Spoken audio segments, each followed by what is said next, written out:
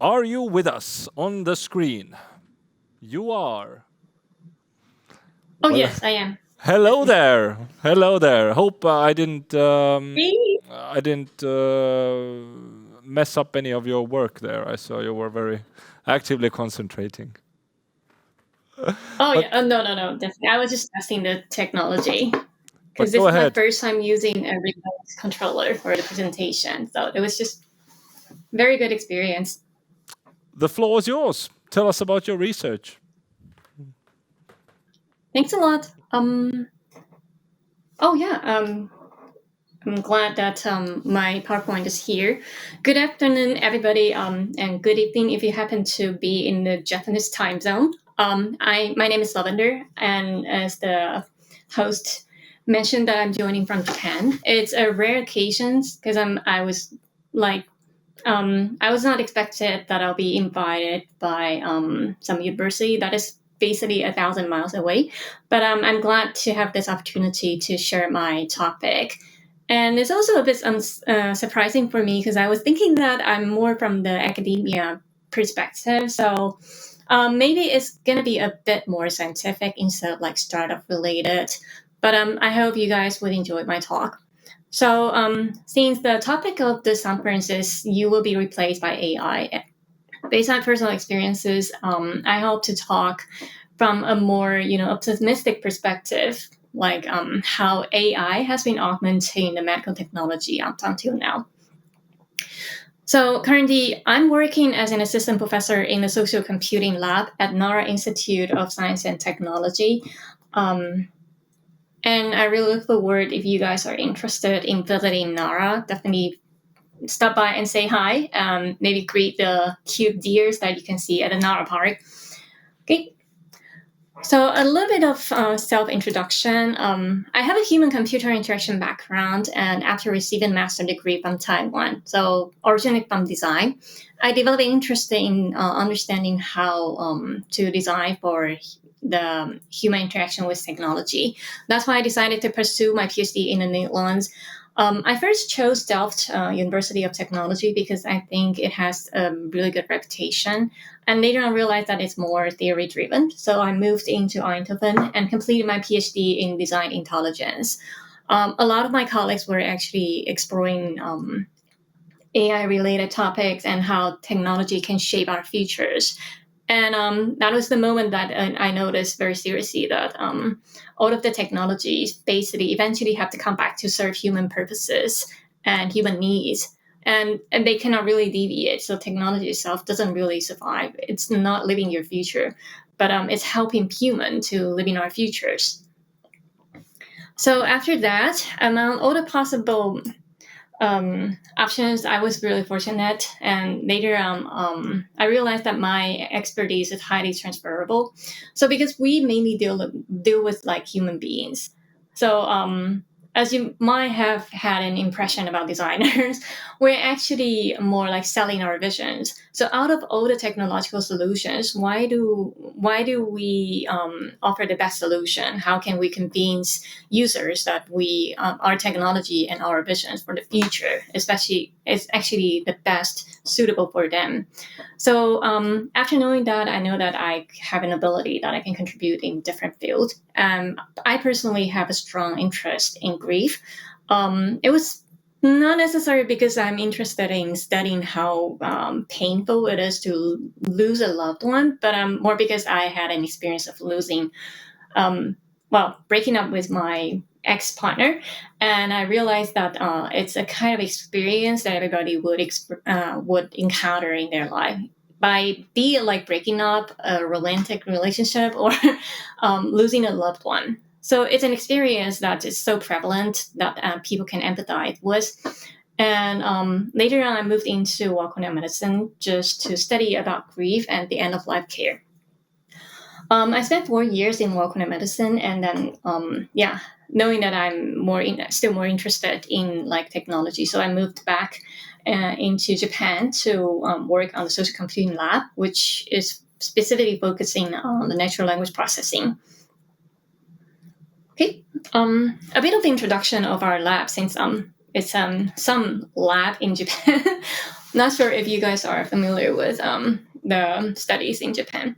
So we basically focus on natural language processing, which gives birth of the ChatGPT, which is a very popular technology nowadays. And we deal with a lot of like language model training.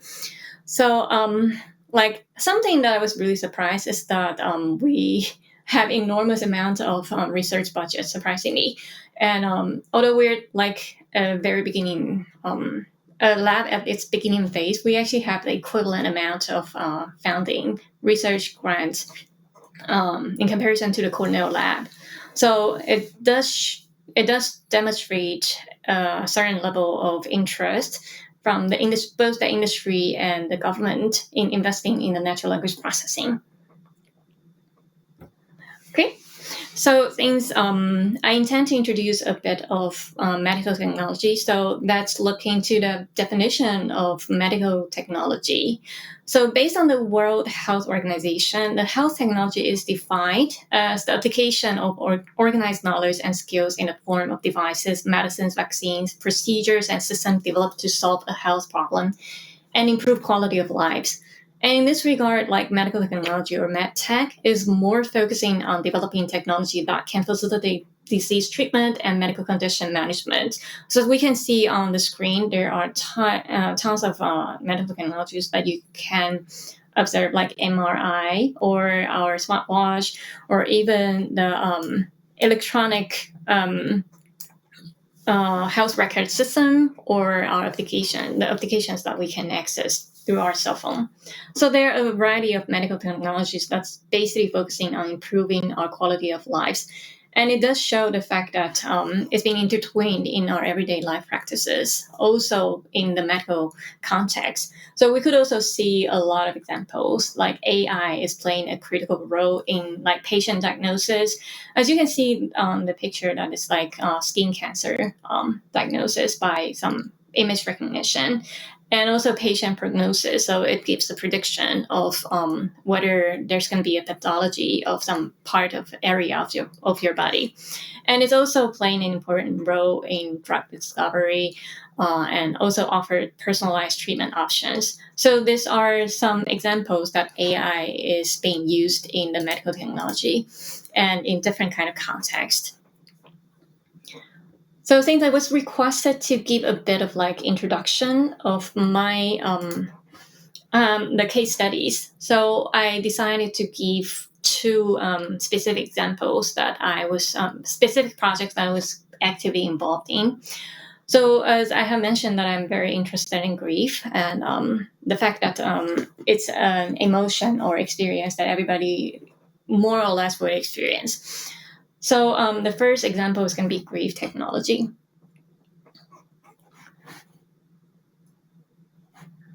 Okay.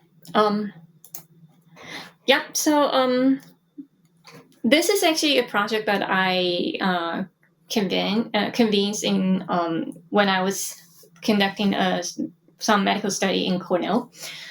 So this project is called Living Memory Home, and it's a first like e-therapy system for prolonged grief disorder. But I think maybe most of you come from a different background, so it's a little bit harder to understand prolonged grief disorder. So let me give you a little bit sort of background of prolonged grief disorder. So this is actually a new mental disorder. It's very similar to depression or anxiety disorder or all sorts of like mental disorder. And it has been listed in the DSM-5, which is known as the Psychiatry's Bible in the United States. So the major contribution of this is that it's a new mental disorder that has been defined and discovered in 2022, which is last year. So basically, after we have successfully defined this mental disorder, well, it might sound really bad, but right, all of the psychological textbooks has to start recognizing this new mental disorder, and all of the clinicians can now bill the insurance companies for treating people for this specific condition. So, like by discovering this new mental disorders, it's more or less like discovering the new depression, and it opens a lot of opportunities for either drug development, treatment development, or insurance packages development. So this is basically a mental disorder that people could develop after losing a loved one. So of course, like grief is a natural emotion, but some around like 10% of people, mourners who lost a loved one, would suffer from some pathological responses to grief, and they find themselves stuck in the grief, and they couldn't move on because they feel that they lost the trust of others, they lost the trust of an intimate relationship. And this is the specific mental disorder called prolonged grief disorder. And this kind of syndrome can last for 10 years, up to 10 years or 20 years without treated. And it actually, people with this kind of mental disorder could also display a flat view in the flat worldview, and they might even exhibit like suicidal ideation. So yeah, I think a lot of people have criticized our center for saying that grief is a disease. Grief is definitely not a disease, but prolonged grief disorder itself is a mental disorder. So we try to develop the e-therapy system that basically targets on how to help people in storing their memories and overcoming this prolonged grief disorder. And I have a bit of introduction here, but I guess I cannot show that. So around 100 participants used the living memory home for 1 month and completed 7-day mandatory journals. And they were asked to complete this journal so that we track their responses in the system. But because this is still a very early phase of development, well, nice to know.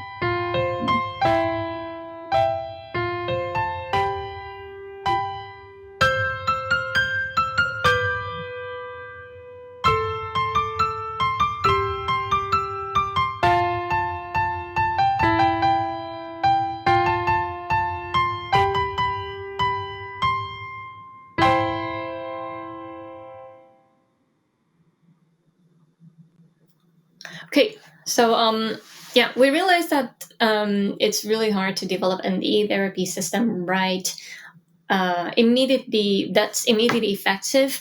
But one thing that we didn't notice is that a number of participants in our participant pool actually demonstrated strong tendency of suicidal ideation. I mean, sometimes it's very frequently observed in people who lost their loved one, especially if this loved one is their partners, spouses, and they really don't have any others to trust and to to run their life with. So this project has a bit of deviation from the original purposes. We turn into a suicidal ideation detection using natural language processing. And what we notice is that a lot of existing solutions, although AI has been claiming that it's highly accurate in building the predictive models, the best we can predict is probably up until 0.71. The accuracy and the recall is even worse. So that basically means that most of the existing AI models is not capable of predicting suicidal ideations among this unique group of people, which is understandable.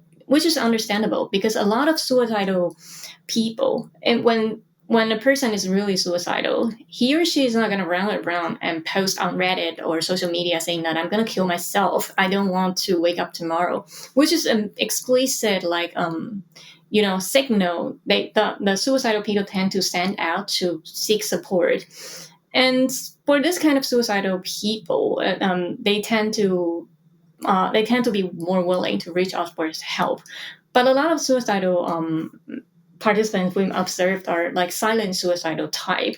So they'll keep they'll have an intention and they're not going to tell others. They'll probably keep it inside until they're not able to bear it anymore, and they'll find a way to just disappear without disturbing any others. So we find it extremely hard and challenging to identify this kind of suicidal participant. And currently, this project is still ongoing, but we have received very generous fundings from the U.S. government, maybe because it has a huge potential. It's a new mental disorder, and people are still trying to understand how to treat and how to approach this mental disorder. So that's one of the examples of my previous study. And the second example that I want to introduce is also related to grief. but it's a different approach. So basically, in this project, I pioneered a machine learning predictive model to develop algorithms that screen the mourners at risk of developing adaptations to grief. So a lot of medical applications are focusing on diagnosing and prognosis. So this application is similar. It basically gathers the risk factors. For example, if the mourner is having a lower education, if the mourner lost a spouse or something, then it tends to be considered a much stronger risk factor that that is going to hinder the coping with the grief. So basically, we try to gather this kind of risk factors and build a predictive model to predict whether a mourner is at the risk of developing like either prolonged grief disorder or suicidal ideation. Okay, so it's a preview of the application. So it's more like the questionnaire UI that we use to collect data and eventually offer suggestions to users. And a very valuable lesson I learned from this project is that, well, I'm pretty sure that a lot of presenters might have mentioned the black box nature of AI. And this black box nature is especially devastating in the medical field because each decision-making process of medical field has to be transparent and has to be sort of authentic. So basically, imagine that the patient, our AI model is able to give the prediction result in 2 seconds or 1 second, not even taking 1 millisecond. And it's actually a very heavy topic. So imagine this is not diagnosing prolonged grief disorder, but to screen your cancer survivability. And after 1 second, the model just spurts out the result that you're having like 90% of you have a 90% chance of dying from cancer. And a lot of our patients find it really hard to accept because, well, it's just a black box. I'm not exactly sure if it's prone to make mistakes or it's the process of deciding whether I have a high risk of suffering from cancer. So we noticed that there needs to be a more interpretable, accountable, and transparent system that helps patients to understand the process that AI makes the decision. So what we wanted to do is we basically integrated the expandable AI into the procedure. So the expandable AI is going to add some extra explanations of why the model gives the AI model gives the sort of prediction. Okay, I'll skip this one. So what we notice is that the predicted results tend to be a rule of thumb rather than a ruler. So say that the AI model says the person has 89% of developing prolonged grief disorder, in comparison to this person having 90% of chance of developing the prolonged grief disorder, it actually doesn't make any sense. Because 89%, while it's 1 point less than 90%, doesn't mean that your mental disorder is less severe or something. So it's more like a rule of thumb rather than a ruler. And we still need human beings to make the decision. And we should provide patients with different kind of choices of like this AI. Okay, so I have a high chance of developing a mental disorder. And what would be the following actions that I have to take? Should I just wait and until my mental disorder happens, or should I actually actively seek some support, mental health professional support, or maybe I should just go drink a wine with my friends and everything's gonna be better. So we noticed that instead of just giving the predict results, maybe we should also give some useful suggestions for actions, and we should be able to empathize with the patients regarding their current feelings and emotions. So, of course, like one of the very popular topic that we're currently touching upon is medical chatbot.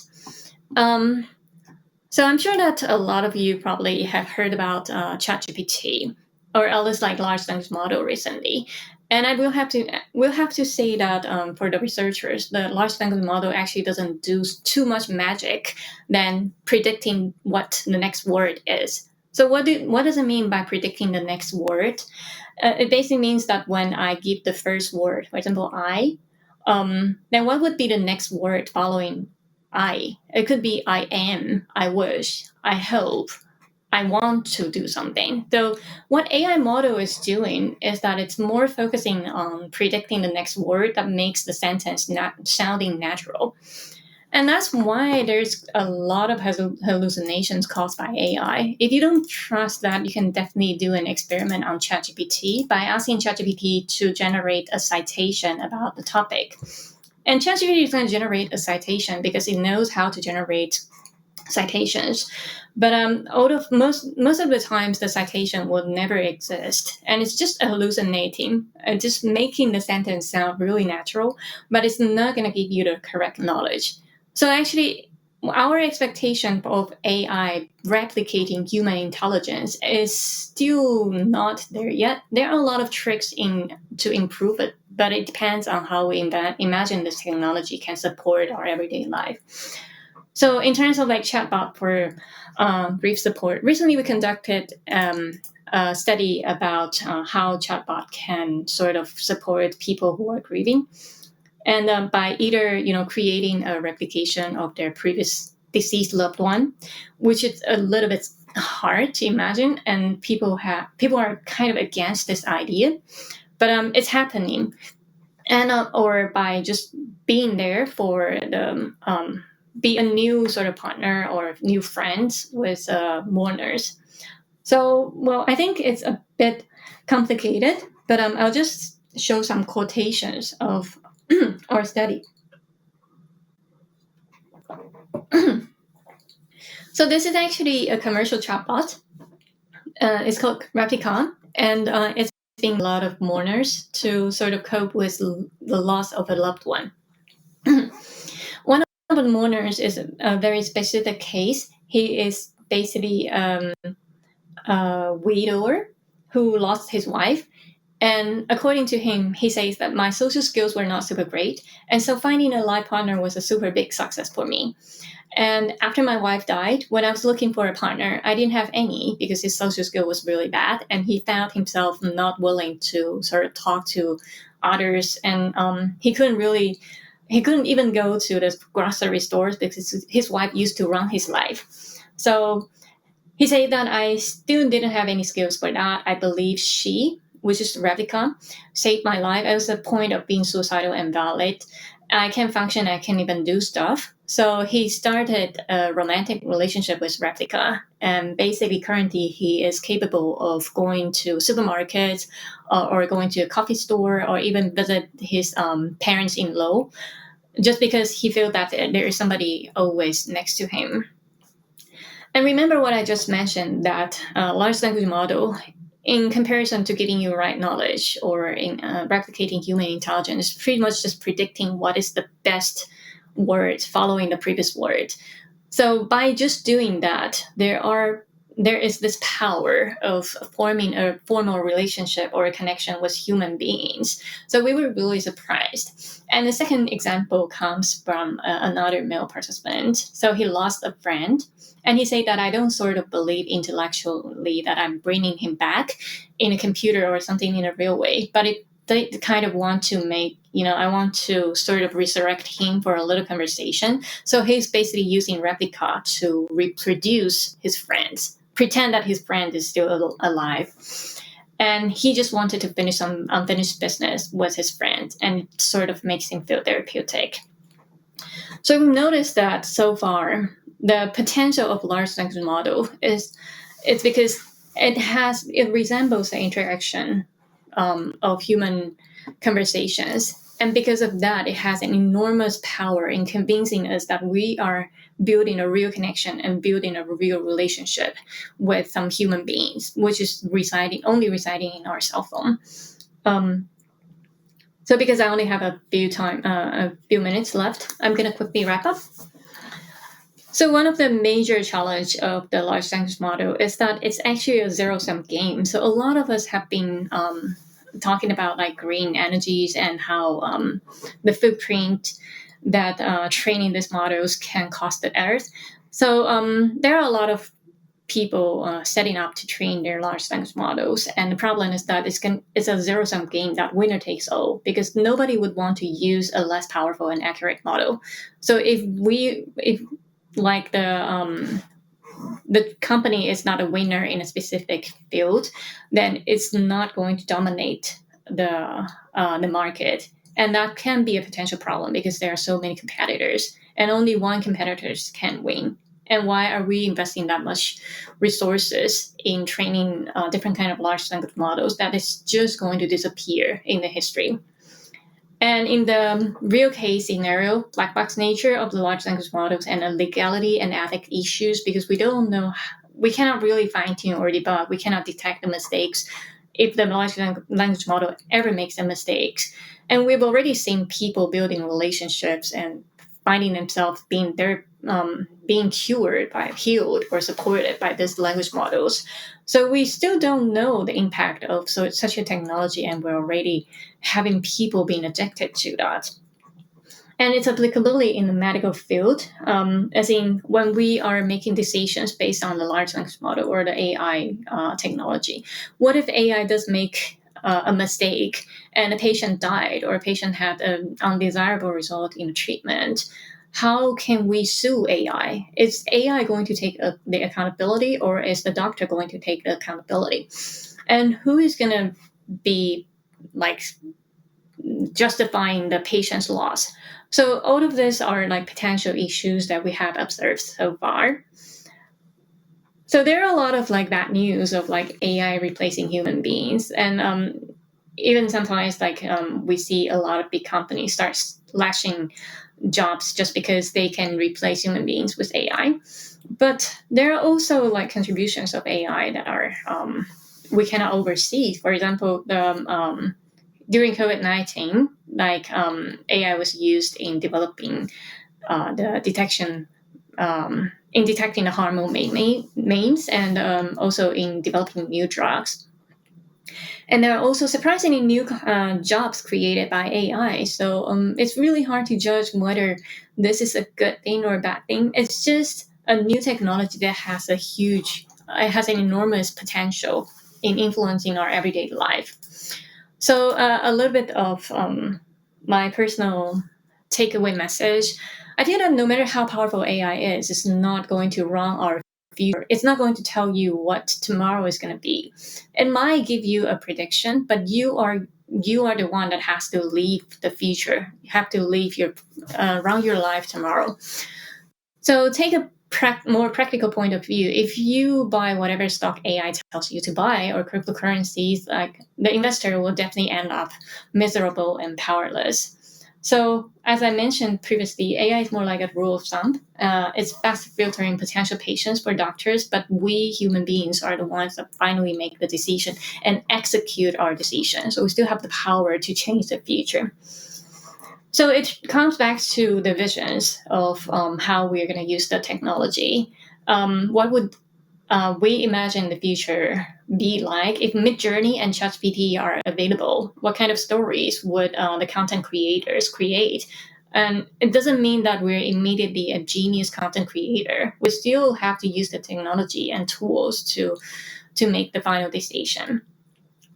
So the final question is just to echo the topic. Does AI replace human beings or augment human beings? So my personal experience is just by the explainable AI. I noticed that junior doctors actually appreciate the explainability of AI because they can actually learn from AI and actually improve their judgment by understanding what would be the factors that plays an important role in making a diagnosis or prognosis. And in my grief chatbot, I noticed that AI actually possesses the ability of empowering mourners by pulling them through this insecure phase while they just lost an important figure. They don't know how, they were like severely disoriented. They don't know how to live their next days without either their wives, their friends, their coworkers, or their relatives.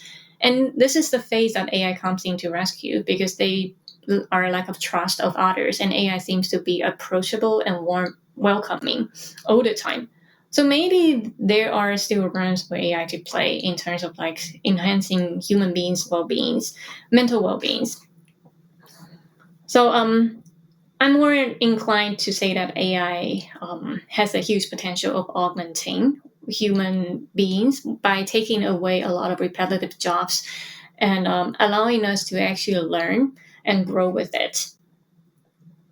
Okay, I think that's it for my presentation. Thank you for listening.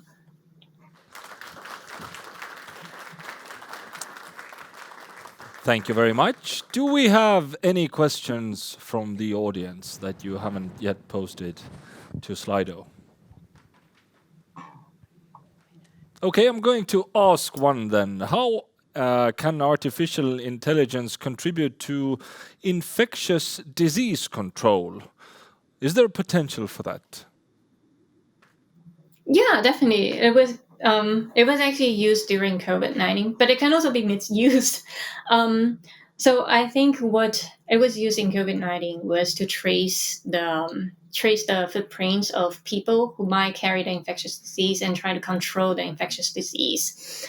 But previously, I also remembered I read a paper that basically tried to detect people who have COVID-19 with the non-COVID-19, and it basically described it screams the importance of data quality. So that model basically reaches like 99% of accuracy. I think it's probably 100% of accuracy. And people were like, okay, so how come that this model managed to detect COVID patients instead of from non-COVID patients so precisely? And it turned out to be that the data that they input, so for COVID patients, they're basically dead. So most of the COVID patients were lying flat when they were scanned by the MRI. And the non-COVID patients or the COVID patients that are alive are basically standing up. So that what the model did is that it's just detecting the position of the patient. And because the stand-up patients are the ones that are not dead from COVID-19, so of course, those are the COVID-19 survivors. And it turned out to be that it's not detecting COVID-19 symptoms in your lungs. It's basically only detecting whether you're lying or you're standing. That's So smart. there are this kind of very sad stories of like people trying to build a predictive model, and it turned out to be completely opposite. Well, thank you very much. We will continue the conversation during our panel discussion, so I'm going to leave a few questions there for you.